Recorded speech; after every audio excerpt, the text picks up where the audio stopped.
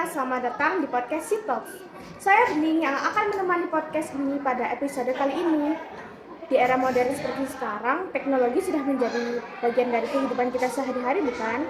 Mulai dari bersekolah, belanja, hiburan, bahkan bekerja. Akan tetapi, apakah kita sudah bijak dalam menggunakan teknologi? Hari ini saya tidak akan sendiri karena sudah hadir dua narasumber yang akan membagikan sudut pandang mereka.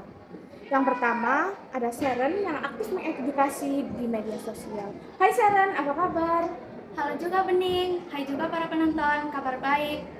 Senang bisa berdiskusi di podcast kali ini. Dan juga ada narasumber kedua, yaitu Kaifi. Kaifi adalah seorang siswa di SMP Muhammadiyah Gapan Batu. Halo Kaifi, bagaimana kabarmu? Hai Kak, kabar saya juga baik, saya antusias bisa hadir di podcast kali ini. Baik, tanpa berlama-lama, mari kita mulai diskusi kita. Nah, sekarang kan sudah banyak yang menggunakan media sosial, kan? Sharon, di era sekarang, jika kita lihat, smartphone sudah menjadi salah satu kebutuhan wajib bagi banyak orang. Bahkan anak-anak seusia balita pun sudah akrab dengan smartphone. Menurut kamu, bagaimana kita memandang pergeseran ini? Apakah ini sebuah kemajuan atau justru ancaman? Saya melihat smartphone atau teknologi lainnya sebagai sebuah realita yang tidak terhindarkan. Teknologi bukan lagi pilihan, melainkan kebutuhan hidup. Teknologi adalah sebuah kemajuan, asal kita menguasai teknologinya dengan baik.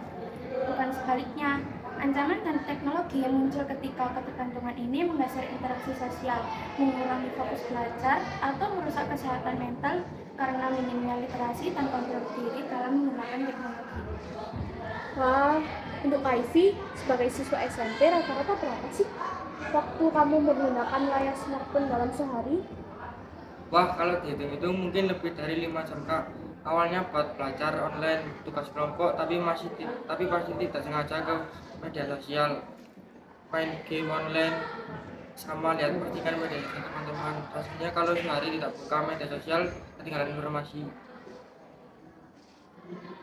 5 jam itu angka yang lumayan besar ya, tapi sebenarnya itu normal di era digital ini. Tantangannya adalah bagaimana agar durasi itu dikombinasi dengan kegiatan produktif dan pasif.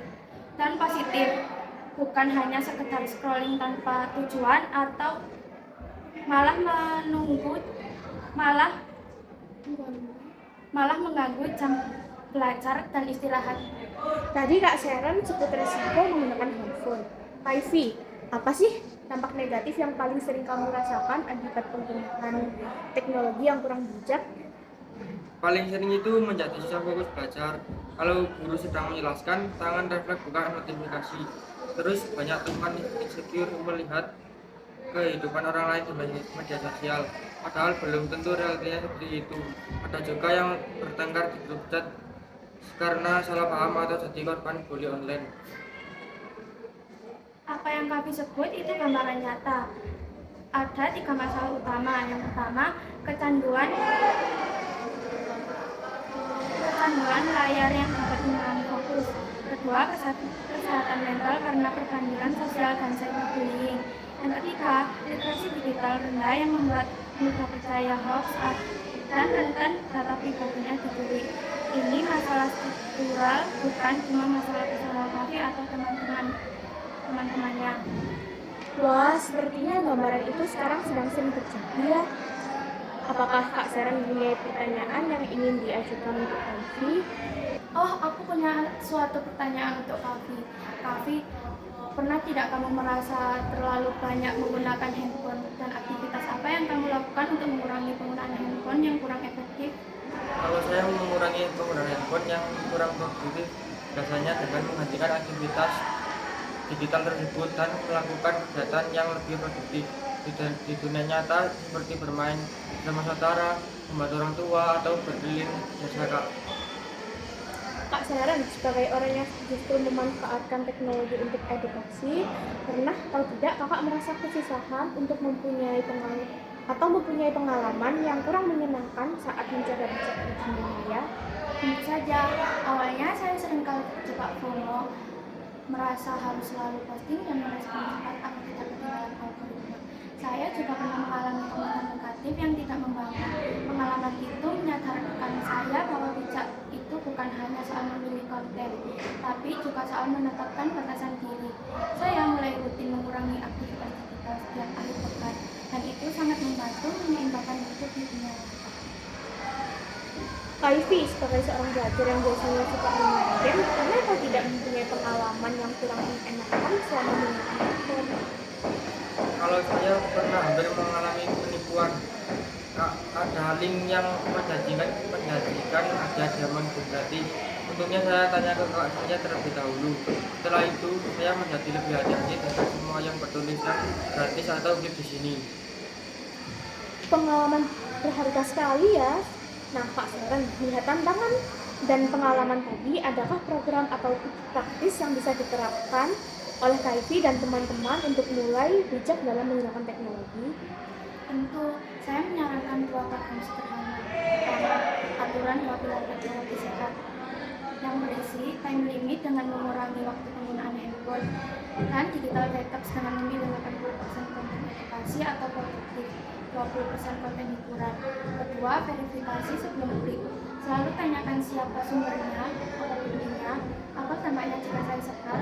Ini adalah literasi digital dasar untuk melawan hoax dan penipuan. Wah, program digital detox seperti mudah untuk ditiru. Saya juga akan mencoba mengajak teman-teman saya untuk melakukan program tersebut.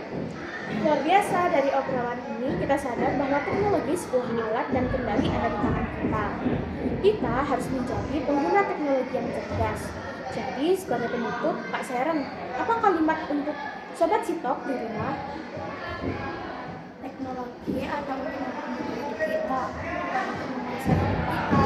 Jadilah pencipta konten yang positif, bukan informasi yang pasif, dan lindungi kesehatan mental serta data pribadi Anda, karena itu aset paling berharga di era digital. Dan Kak Ivy, sebagai perwakilan Gen Z, apa ajakanmu untuk teman-teman di luar sana?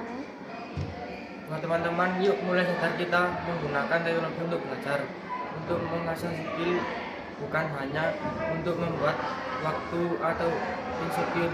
Yuk kita tunjukkan kalau Gen Z bisa bijak dan jadi generasi yang produktif.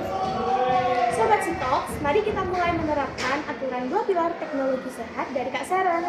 Sampai jumpa di episode berikutnya ya. Selalu tetap bijak dalam menggunakan teknologi.